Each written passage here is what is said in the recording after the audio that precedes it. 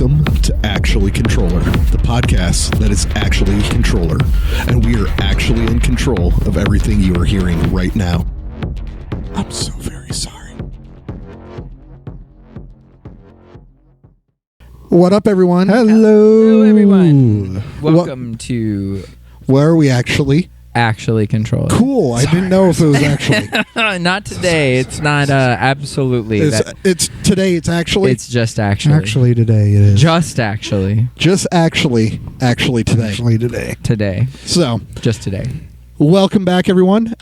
Just a quick little recap at the top for anybody who's just tuning in for whatever reason on this episode alone. If you are listening to the audio only and you were listening to us on Spotify, Apple, any of the main sources, and you were noticing old episodes dropping off, that is due to our distribution. Old episodes drop off after 90 days. If you are interested in looking up any of the old episodes, you can go to our Patreon and see all of the video versions. Subscribe. Yep, subscribe. Please subscribe. And if you're interested in the audio only, you can go to our YouTube channel, and there's a playlist of every episode there, as well as on our Facebook page. Yes. So come say hello, drop a little note, and let us know that you listen to us, and we'd love to hear from you.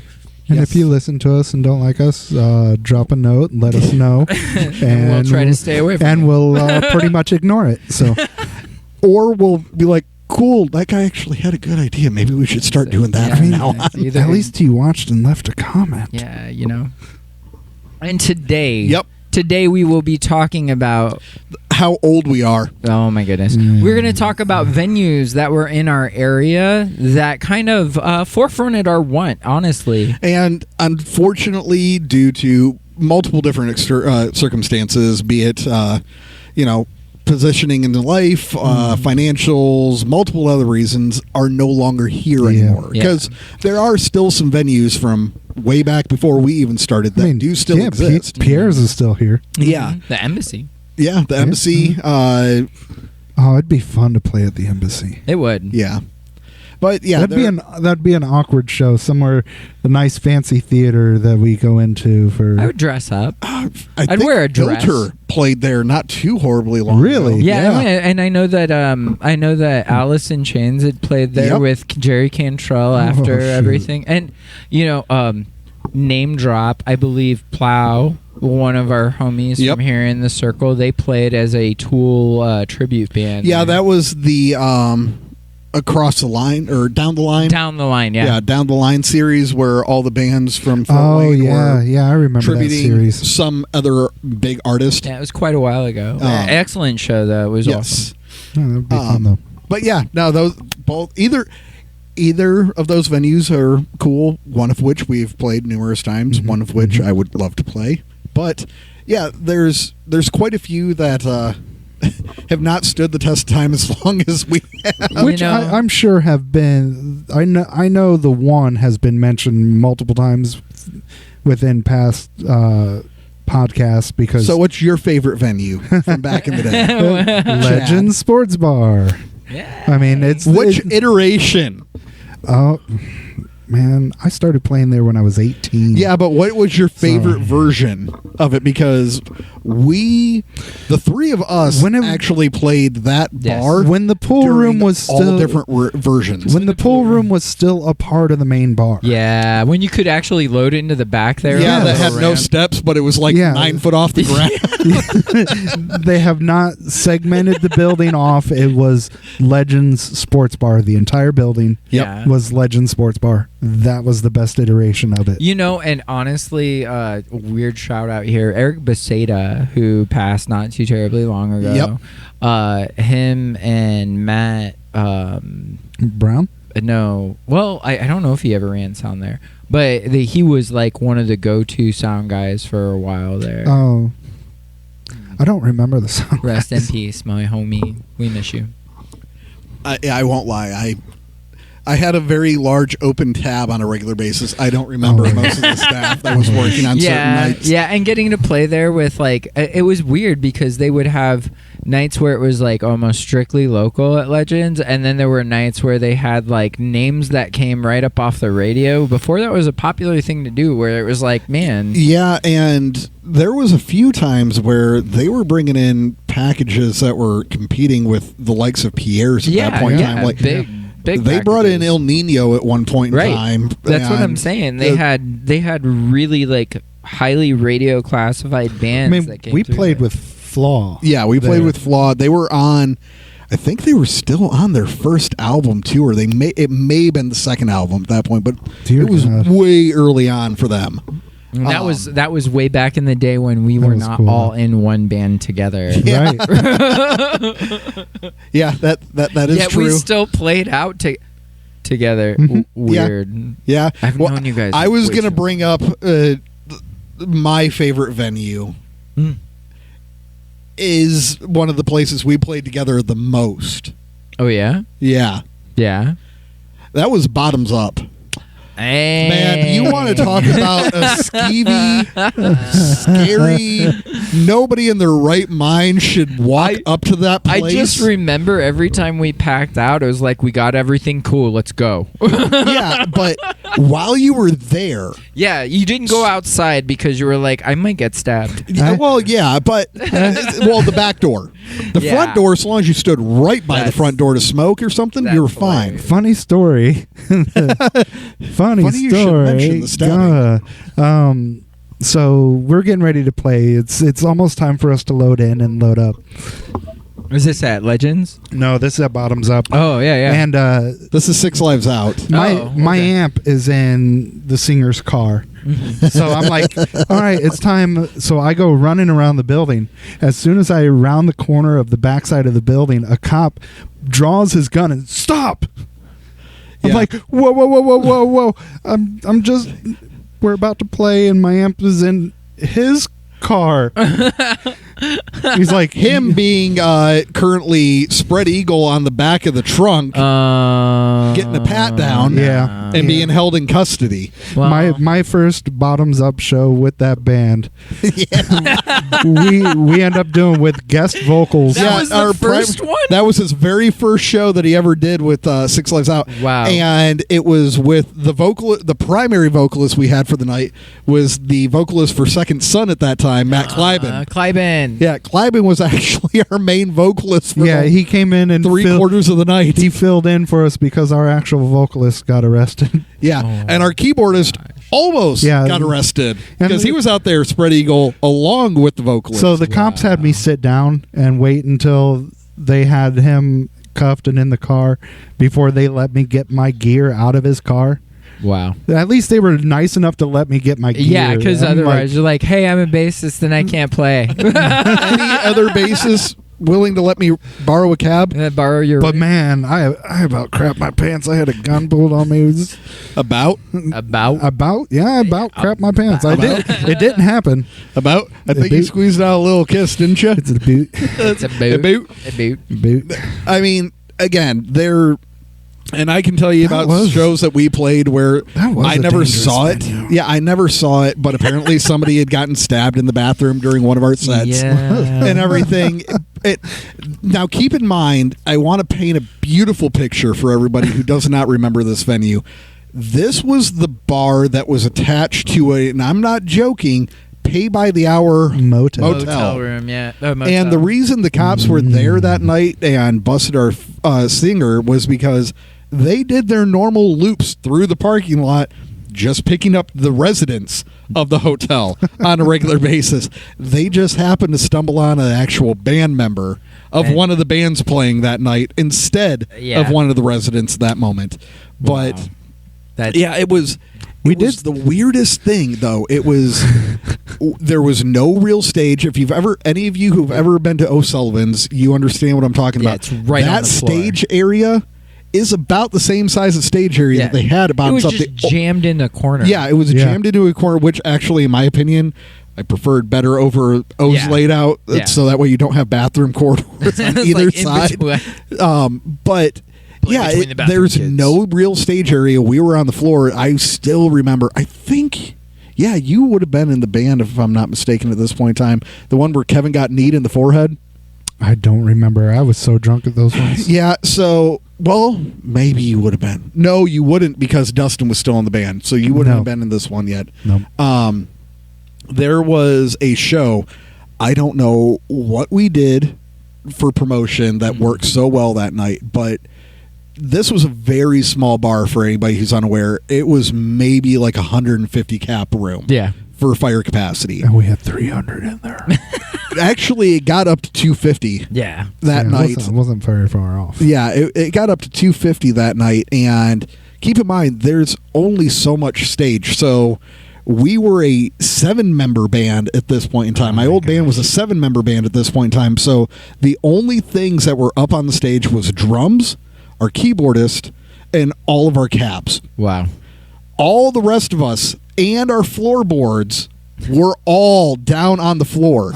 Those shows always make me so nervous. And I'm not joking when I said we were about 100 over fire capacity, and our vocalist, Dustin, was hammered that night.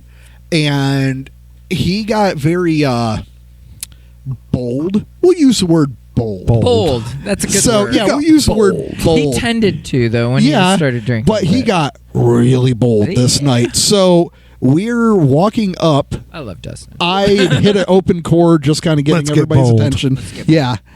Grabbing everybody's attention. And he grabs the mic and he goes, I want each and every one of you mother effers that has the balls to come up and punch me in the face to get up here right now and punch me in the mother effing face. Yeah. Ooh. And we're like grabbing our guitars like by the neck, ready to pull them off to like gang rush him to like try to create a barrier.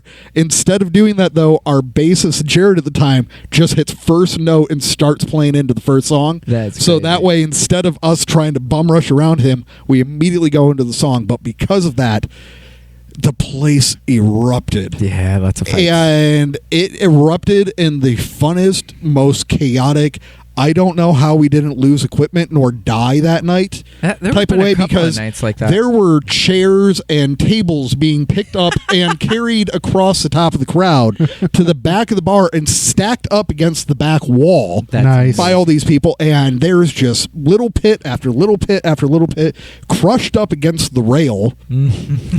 And I'm just here going, okay, all right, we're playing, we're going. And we were in like third song, and like within the first 30 seconds of third song, Kevin breaks a really crucial string. And he kind of looks at it and goes, I can't play my parts without this string. I can either stop right now, attempt in the middle of the song to change the string, or I can just vibe into the energy, pull the guitar off, and get into the first pit that's up front. He pulls the guitar off, leans out to like start running into it, and so he's half bent over, doesn't even just barely turn around, and gets a knee right to the forehead. Wow. And goes flying backwards onto his back. Whoa. And goes, laying on the ground. We're all like mid-song, and I'm like, I can't do anything. Sorry, this is performance time. Yep. It's perform at your own peril, That's what that place was, and I loved playing there. I won't lie. It was always it was such an energetic crowd. No matter if there was like 20 people or like most nights, though, it was hard to get for some reason. Yeah, like, I don't get it. 100+ people in this like tiny little corner bar. That's a pay by the hour, and it's not like they were the clients of the pay by the hour wandering over. Man. And they would get drunk, dude. They would. That's why the owner it got to a point where with the owner, if we were talking about wanting to do a show on a certain date, I would call him up and be like, hey, out of curiosity, do you got this day? He would be like, give me a minute. He would never tell me no. He would just, if it was booked, he would say, give me a minute, let me give you a call back. Yeah. And then 5 minutes later, just got it canceled. How many bands you got on the bill? And I'm like, so good about it. Yeah, though. but I'm like, I feel bad, but I felt bad because it's like somebody else had that book, dude. I was just asking if it was anymore. Yeah, it don't matter anymore. When we were working at Guitar Center together, me and you went in and set up his new lighting rig. Yep. And I think we sold him a bunch of like the kickback monitors. Yeah, his wedges. Yeah, his wedges that he got. And I remember, I think I actually met him via you. Probably because for whatever reason, He's I walked in there and I made buddy with him. Yeah, like early on, and then I walked like you guys and Shine Somber and a few other bands into that bar. That place. Yeah. It was a great venue. It was a violent venue, but that made it even. But it was greater. Never violent to the bands. I mean, that's the weirdest part. Yeah, I never once heard of any band member of any band getting assaulted by anybody there. But there were stabbings and there were like shootings, beatings in the back. There was somebody that found like a dead body in the trash, and but that wasn't one of our shows. That just happened to be it. That was like a weekend that happened, and then like that was just one of the customers of the pay by the hour that didn't like the rate. Yeah, that's a good one, man. That's the guy that got pulled off by the pimp. Yeah, exactly. But it made no sense. And keep in mind, by the cloverleaf. We had MySpace, but this was not the era of like hardcore social media with advertising of shows. No, like, this was when you had to walk around and hand out flyers to people. And we never really overly advertised the shows out there. Man, that place is not too far from the neighborhood I grew up in. No, it wasn't. Yeah, well, and it was like on the edge of New Haven, so it was one of those stompy ground kind of. Yeah. That was a great one, man. Yep. Good call there. Yeah. So what's your favorite, Jeffrey? My favorite was probably, honestly, Club 13. It was on Wells Street way back in the day, run by Kevin Roulette. It was a little punk bar. I have no recollection of this one at all. Club 13. I did not. Man, I didn't know Club 13. I think that was the first place I saw DCS play with the Lollygaggers. And I was not quite in Mob 9. You were just that guy? I was just the guy going to the shows and hanging out and like learning the scene and whatnot. We were all that guy at one point. Yeah, and I hung out with Chad. I hung out with Kevin and Greg Jones, who was another one that hung out in New Haven and passed away not too terribly long ago. Yep. But that particular, like, if you imagine like Skeletoons but smaller by half. Oh gosh. And then pack about 200 people or 100 plus So kind people. of a bottoms-up room situation. Yes, kind of. A little square room that had no right to hold that many people. Right. Man, at least my venue was spacious enough for people to fit into. And they had no alcohol. All right, they had no, like, it was a punk bar for venue and music only. So it was like the first time I saw the food truck pull up and like feed everybody. The big silver one? Yeah. That when it was the only food truck? Only food truck. Big food truck would pull up, okay? And that was like the food and water or drinking for the evening. But everybody, like, it was right there by the bridge that goes like around the little roundabout where the canines get okay. It used to be the old canine training facility. Yeah. Oh, and in that little strip mall right there where Cloud9 Coffee used to be and stuff, on the very other end was Club 13. And so it would open basically when everything else shut down, because I found out later on technically he wasn't okayed to do it. He owned the space via like... Well, he didn't own it. His girlfriend He had access to it. There you go. That was it. But they did have a Club 13 sign up. Gotcha. So, it got busted every time there was a show. Like, the cops would always show up. And that was something that would happen no matter what. That was by your other house. Yeah. And a lot of the times there would be like cars and trucks that had like kegs and cases of beer like stashed in them, and like you'd pay the owner of the car to go grab a beer or what have you. You know, like it was like, hey, who's got beer? Well, I think, Rodney over there Right. has Dude, like it's not far off. It's not a venue, but the bar that I don't know why I started going to, but I stumbled on, it was called River City. That was way at the back, Oh my upstairs of an abandoned building. Dude, River City. Wait, that was just off of Tecumseh, wasn't it? Yeah. River City was really, dude, their stage was so good though. Yeah, but they never had any bands No, there. they never did. And because we were there fighting them all the time to try to do it, they only, well, and I'm still not convinced that actually, they said they only had a beer and wine license. I'm still questioning if they had the beer and wine So license. I was However, there when they had live bands up, and it was like this crazy mariachi band with a chick that did like I was there for fire. one cover band Yeah, show. and she ate fire on stage and did fire breathing on that stage. Yeah, I can believe that. But I was there. That's where I went for my bachelor party. Yeah. And I was like, I wish you guys had shots. And they're like, sorry, we don't do hard beers. I was like, I know. And all the And pool then all of a tables. sudden, the bartender walks back to the back office, walks back out with a bottle of Jaeger and goes, you didn't buy anything, so here you go. I'm like, is that how it works if you don't have a liquor license, as long as nobody was trying to buy it? Yeah, it's as not a long as big you don't deal? sell it. Yeah. I'm like, cool. Yeah. How much is my next beer? Oh, your next beer is $10. But then again, excise will disagree with that because as long as you're serving it, Yeah. yeah, Yeah. you need to have a license. Now, again, kind of like the venues we're talking about, that bar is long. Yeah. Oh, yeah. So and the way that Club 13 kept its operation was since they weren't responsible for the alcohol that was getting pushed. yeah, they around. weren't serving it. Yeah, it People were was- serving it out It of was their own friends cars. of friends, you know what I Yep. mean? So it was That was the same way with Yellowbird. Yeah, The venue that Yellowbird. was Oh, my around God. for just a little while. They Right didn't on have State Street. anything. We Yeah. were booked to play Yellowbird, and right then it before shut they down. closed.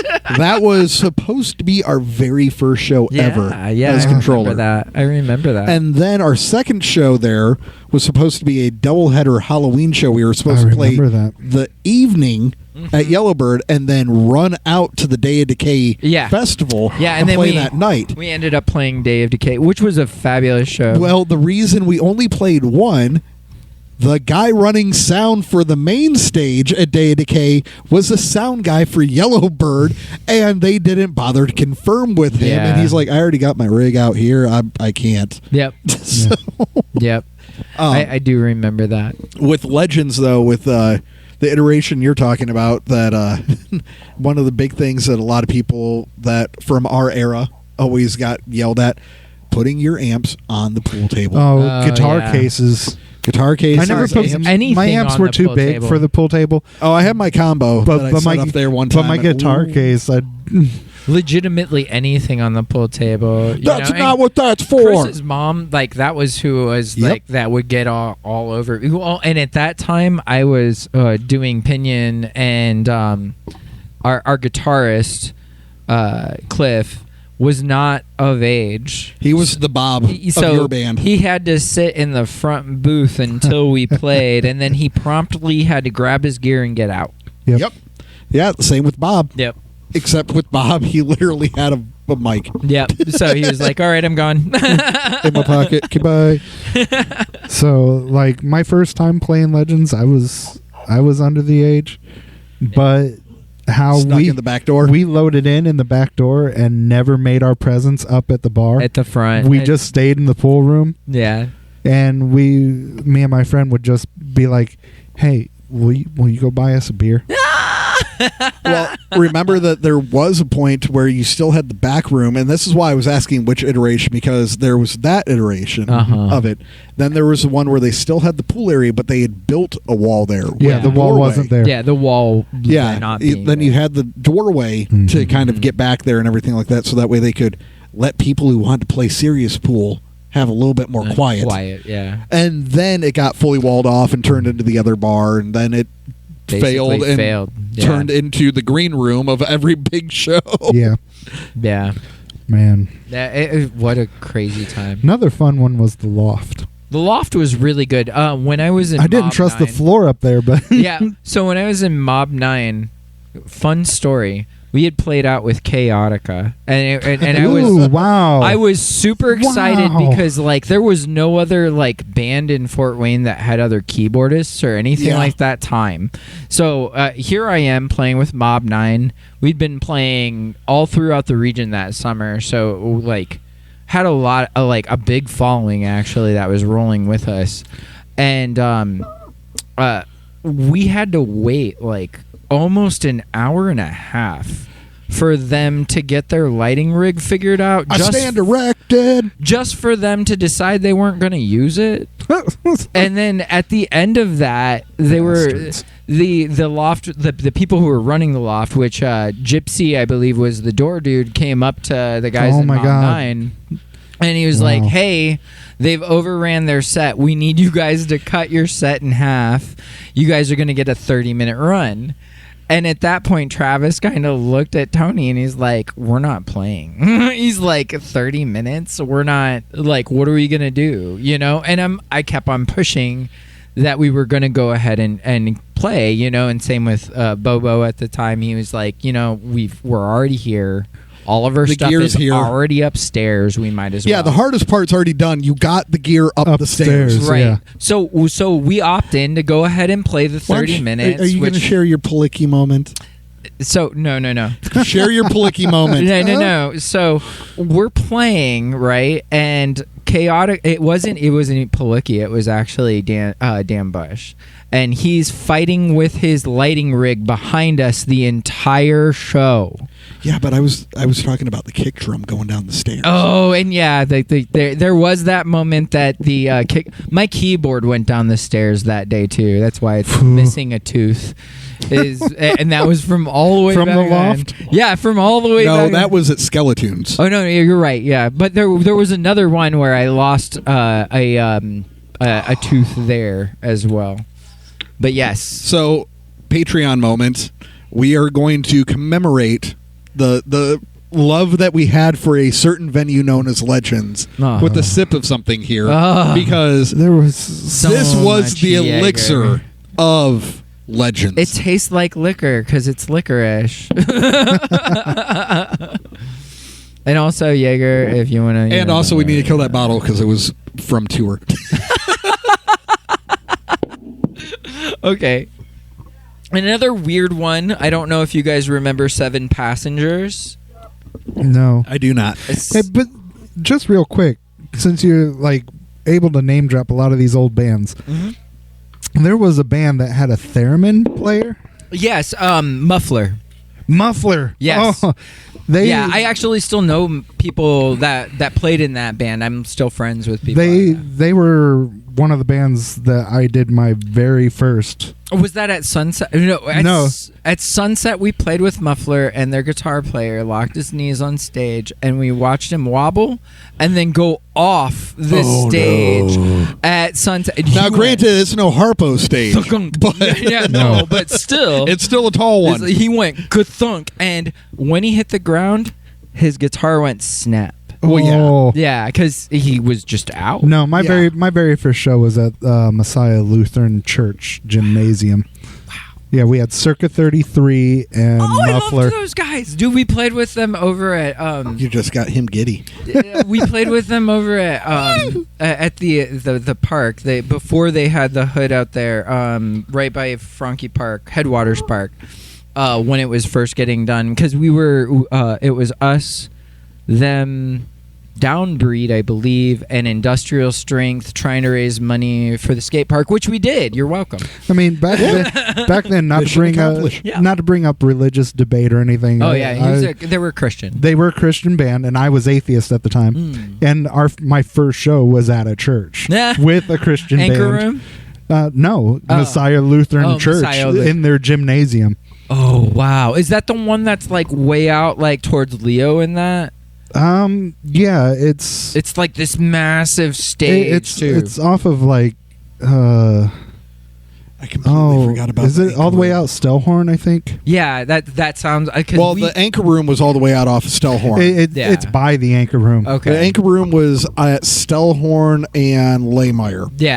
Yeah, and we played there too. I never played there because we made it very clear we weren't straight edge in any capacity, and that was a big. We pretended like we were straight edge until we played the show, and then we got banned from ever playing there again. We had enough stuff on our social MySpace at that point, to be very known we weren't.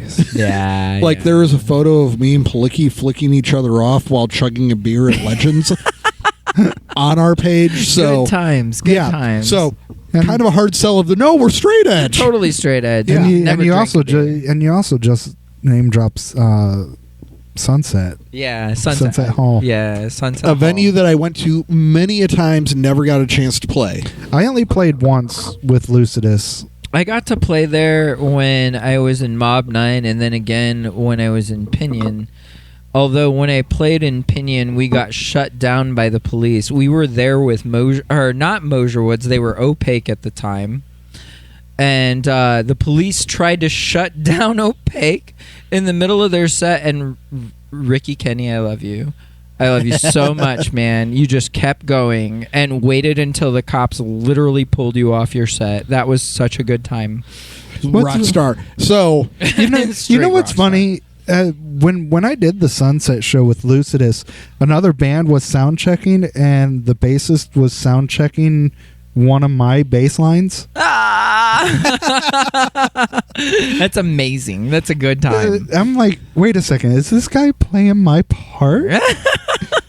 Did I not get a memo? Is something happening? It's like, why does this song sound so familiar? Oh, I know that song. So you know what the very last show I ever went to Sunset was? What's that? Your cousin's show. Oh, Spine Shank. Spine Shank, yeah. That was them out touring their last album. They'd come back around. They did the reunion. That was before he cut for Civilian. No, he had already done the cut to Silent Civilian. Came back. They did this reunion album. They toured this album. And then they were like, okay, it's not biting the way we were hoping it would. Yeah. Cool. But yeah, they did a stop at Sunset. And that... God, it was Shark something, like Shark Den or something like that. That gotten renamed in the back room at that point, but the front bar was still Sunset. Oh yeah. Oh yeah. I can't remember what the name. It got like 3 different names for the back room right before the end. But I just still find it so funny after all these years. I knew so many people there. I would hang out up in the loft with Armand and Mama Matt T. all the time. Yeah, Brown. And out of all of that, that still wasn't enough for my band to ever end up on a show. You know, we literally had to pull teeth even as Mob 9. Like, we had to, like, convince Mama T that we wouldn't cause trouble. And that was the biggest I don't thing. remember how Lucidus got in there, but we were there. That was, for anybody who's unaware, that was one of the... That was one of the preeminent. If you got in there, you were doing good for yourself. Yes, venues absolutely. Back in the day. Well, because like the thing was, there was a built-in crowd. You know, it's like it didn't matter what was happening. Like if it was, as long as it was live music, you were gonna have a crowd, and that was something that was interesting. But they stayed in the back room. Yeah, and the front room bar. That was the old guys. Yep. And you did not. It was a Ghostbuster thing. You do not cross the stream. Yeah, because they were all the old like. They were the old dudes. They were the old factory guys. Yeah, and they were the old biker dudes. Yeah. You know, so like you didn't really go and mess with them. But yeah, we had Sunset, we had Legends, you had Bottoms Up. I mean, like, if we're going to just name drop some of these places, Loft. There's the Groove Garden. Yep. There was Monkey Lust.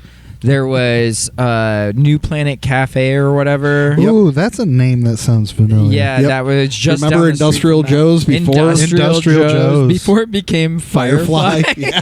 I remember Industrial That's Joe's. weird because I actually went to a couple of shows in that coffee shop. Yeah, well, they were all out in the parking lot. Yeah. Industrial Joe set up the front parking lot with the little makeshift stage. Yeah, and it was and they did full-blown band shows. And it was really good sound, too. They actually did really good. Yep. I was like, man, this feels festival worthy. It sounded great. Yeah, and then all of a sudden they're like, yeah, no, we don't want to do the coffee thing anymore. And then it became Firefly. And then for some reason, we started hanging out there more. Yeah, after. When it became less rock. I will admit, I do miss all the little festivals that Fort Wayne used to put together. Got the opportunity way back in the day to play Angel Acres and then also Ed Fest. Ed Fest was so much fun. It was huge. And it was so like we played when you were in Image, Yep. we played out at Ed Fest and camped out in the cornfield. That was so much That fun. was the pond was a blast to swim in. Good time. See, the part that none of you were informed of, that was the poo pond from The poo pond. nearby. It probably was, farm. but Doesn't matter. nobody gave a Everybody was drunk. Stop myself. Yeah. Everybody Thanks, was bud. drunk. You're welcome. No hashtag retake. Yeah. But yeah, there was we kind of talked about it, and just amongst the three of us, where yes, Bob was there back in the day, but Bob, because he was so young and he was a minor at quite a bit of that point and everything, didn't really have a chance to go out to the shows or anything, or to experience a lot of these venues. And Chris has already admitted that he was a late bloomer to the scene and everything. So we kind of wanted to talk in this episode just stuff that wouldn't leave them out. Because it's just the three of us here, I think this was a good topic. Yeah. You know, and honestly, I probably should have been a late bloomer, but I was a troublemaker, so I ended up in places that I shouldn't have been. At least you were productive. This is true. I mean, but we're not going to keep rambling, because we can keep rambling about for our hours. war stories and everything like that. But we love you guys so much. Yes. Thank you, and thank you for tuning in. And we'll be kind of back to normal process. We'll get into a little bit of the holiday themed stuff possibly here in the not too distant future. Holidays. Yeah, we are kind of we are in the lull right now. We're taking care of a lot of the stuff behind the scenes. Should we dress up in Halloween costumes for Christmas? For a Christmas special? I mean, honestly, Halloween costumes for Christmas? Yeah, Halloween honestly, costumes for Christmas Our special. A&R informed us that he doesn't think we should do the big full-blown photo shoot, but he really, really, and I mean really, really wants us to go get a photo with Santa. I mean, okay. Can we dress up in Halloween costumes? I don't care. I might dress up and leave a comment if you want me to dress in a Halloween costume to sit on Santa's lap. Maybe his onesie from last. Yeah, can I wear the? I'm gonna wear the tiger thing. Wear the tiger onesie. Yep. All right. Cool. And we love your guts. Thank you so much for tuning in. Have a good one. Later. Bye. So sorry. Thank you for listening to Actually Controller. If you liked what you heard, please consider following us on all our socials. You can easily find us on all the different platforms by going to linktree/controller33 or scan the QR code if you are watching the video version of this episode. Thank you.